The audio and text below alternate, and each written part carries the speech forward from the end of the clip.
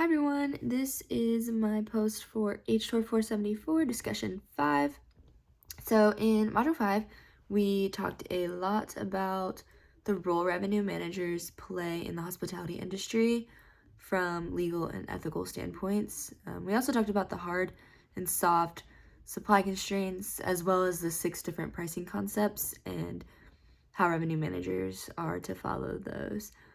So in this specific scenario we were given with a power outage, as a revenue manager, I think it's important to remember first those pricing concepts I just mentioned, which according to our reading include pricing fairly, rewarding guests instead of punishing them, providing discounts instead of surcharges, not just justifying a price increase because of supply shortage. A lot of times that can be viewed unfavorable in the eyes of the guests. Also offering low prices to all buyers, and then clearly explaining prices that are considered untraditional. In this case, I think it'll be important for revenue managers to provide some sort of deal and then explain what the deal is up front, in this case, because this would be a more untraditional situation. And so to explain that up front will help guests understand, and it will communicate clearly to them what's happening.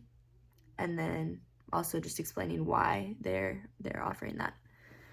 So if the hotel is at 33% occupancy on average, that means there's probably plenty of rooms still available and space for more guests.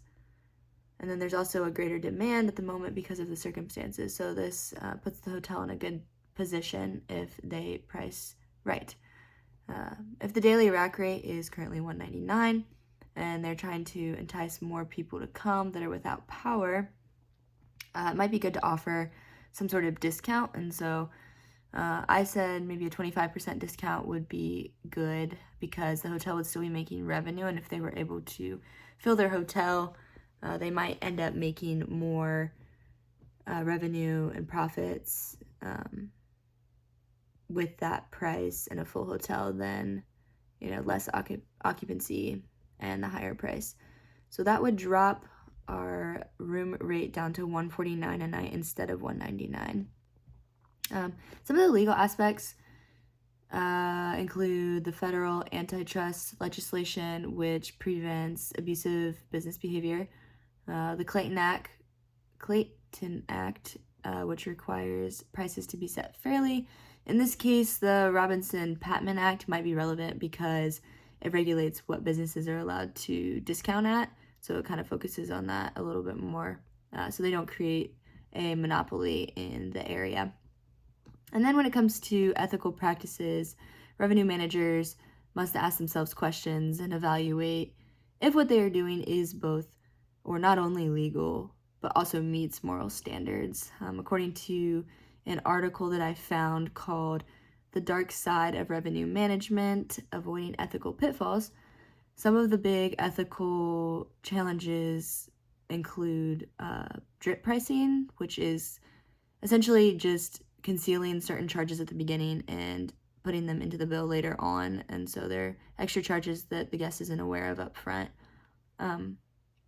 Another example would be overselling rooms and double booking. That can lead to ethical problems.